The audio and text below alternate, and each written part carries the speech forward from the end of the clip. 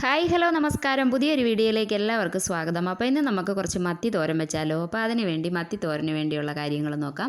അപ്പോൾ അതിന് വേണ്ടി ഒരു മുറി തേങ്ങ ഞാൻ എടുത്തിട്ടുണ്ട്. പിന്നെ കുറച്ച് കൂടുതൽ കാന്താരി എടുത്തിട്ടുണ്ട്. കാന്താരിയുടെ എരിവാണിതിന്, മുളക് പൊടിയൊന്നും ചേർക്കുന്നില്ല.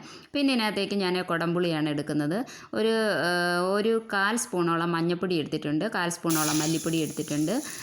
പിന്നെ ഒരു 20 ചെറിയ ഉള്ളി, ഇഞ്ചി, ഇതെല്ലാം കൂടെ നമ്മളൊന്ന് ചതച്ചെടുത്തു. എന്നിട്ടൊരു ചട്ടി വെച്ചു. അതിനകത്തേക്ക് വെളിച്ചെണ്ണ ഒഴിച്ചൊന്ന് ചൂടായ ശേഷം നമ്മൾ അരപ്പ് അതിനകത്തേക്ക് ഇട്ടു. പിന്നീട് നമ്മൾ മത്തി ചേർത്ത് കൊടുത്തു.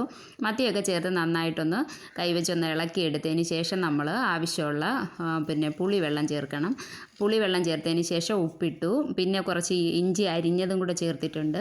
ആ ഇഞ്ചി തന്നെ കുറച്ച് ചതച്ചും കുറച്ച് അരിഞ്ഞും കൂടെ ഞാൻ ചേർത്തിട്ടുണ്ട്. പിന്നെ അതിന് ശേഷം നമ്മൾ ആവശ്യമുള്ള വെള്ളം ചേർത്തു. വെള്ളമൊക്കെ തീരെ കുറച്ച് മതി. എന്നിട്ട് നമ്മൾ അടച്ചു വെച്ച് നന്നായിട്ട് ഇത് വെന്ത് നല്ല വെള്ളമെല്ലാം വറ്റി വരുമ്പം പിന്നെ കുറച്ച് വെളിച്ചെണ്ണ കൂടെ നമ്മൾ ചേർക്കും.